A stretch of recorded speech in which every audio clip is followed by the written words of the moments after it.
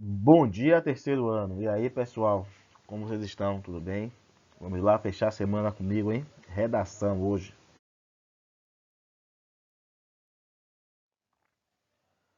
Hoje, hoje, não tínhamos conteúdo previsto no módulo, devido a ter muitas semanas de aula, como eu já falei com vocês, né? São muitas semanas de aula, terceira unidade, e pouco conteúdo de módulo. Então, eu posso fazer revisões, eu posso inserir outros conteúdos. Hoje eu inseri os piores erros na dissertação, certo? Um tema que é uma aula que eu acho importante, principalmente para quem está no terceiro ano, que perder ponto aqui na avaliação, no teste, com o professor William já é ruim.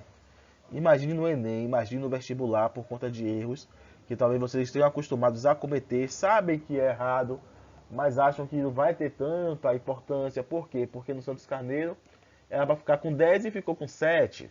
Tá bom, tá legal. Ficou com 8, 8,5, tá legal. Porque aqui vale somente o ano letivo, ou a unidade, ou a avaliação. Mas quando for o Enem, quando for o vestibular, ali vale muito mais, né? Tem uma importância maior. Então, desde já, vamos começar a dar atenção maior a isso, com o objetivo de qualificar a nossa produção textual. Então, vamos ver se cometemos, se vocês cometem algum tipo desses erros, né? Algum desses erros. Primeiro, fugir do tema. Fugir do tema é um erro que pode acabar com a sua redação, certo? Por quê? Porque digamos que o tema é segurança pública. Então, segurança pública envolve todo tipo de violência, né? E você pode, dentro desse tema, trabalhar somente feminicídio. Então você pegou um tipo de violência e seu texto se tornou específico sobre feminicídio. Isso é fugir do tema, certo? O tema se trata de violência ampla. Você poderia sim incluir feminicídio, mas tem que trabalhar a violência urbana, tem que comentar as soluções para a violência de um modo completo, de um modo geral na sua conclusão, e não trabalhar com um tema específico. Então, fugir do tema não é somente o texto falar sobre violência e você escrever sobre o meio ambiente. Isso também é fugir do tema, mas isso é aquela fuga que você estava meio louco, né? Mas existem fugas que podem parecer coisa boba, coisa mínima, que você se apega a algum ponto dentro daquele assunto por ser mais fácil de trabalhar e acaba caindo na fuga do tema. Então entenda o tema, entenda a proposta, entenda o que quem produziu aquela avaliação quer de você para que você possa fazer corretamente. Entregar o texto com letra ilegível. Aí é aquela questão, né? Como é que o professor, o corretor, vai corrigir o que ele não consegue ler? Faltar com coesão textual. A coesão textual é o uso dos conectivos. Quando você coloca o i, você coloca o mais, quando você coloca o porém, o no entanto, o entretanto, o com, o sobre, tudo isso são conectivos. Isso serve para dar coesão, entendimento ao texto. Se você coloca o conectivo errado ou deixa de colocar um conectivo, pode perder o sentido. Todo aquele parágrafo, aquele período escrito pode perder o sentido por falta de uma conexão correta. Então tenham atenção a isso. Ser incoerente. O que é ser incoerente?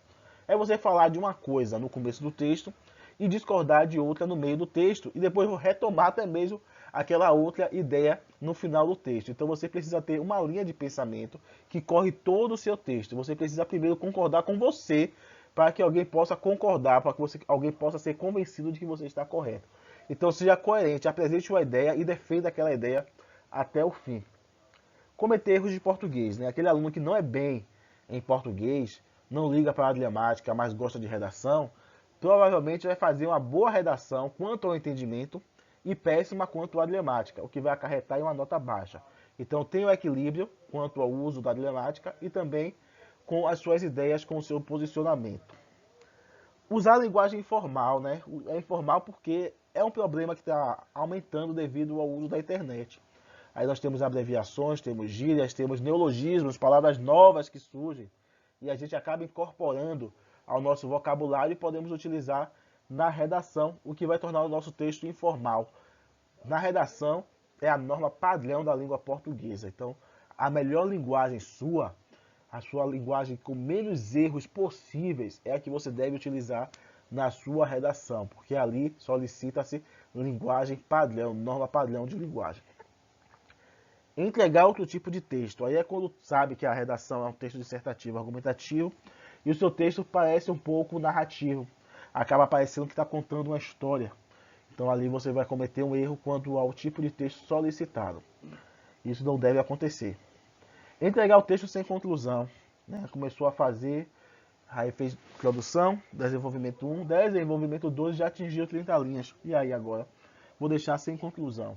Ou acaba que não tem conclusão mesmo, acaba que não apresenta o parágrafo até na estrutura aparece de conclusão, mas a ideia dele não é uma conclusão, parece um novo argumento, parece um novo desenvolvimento.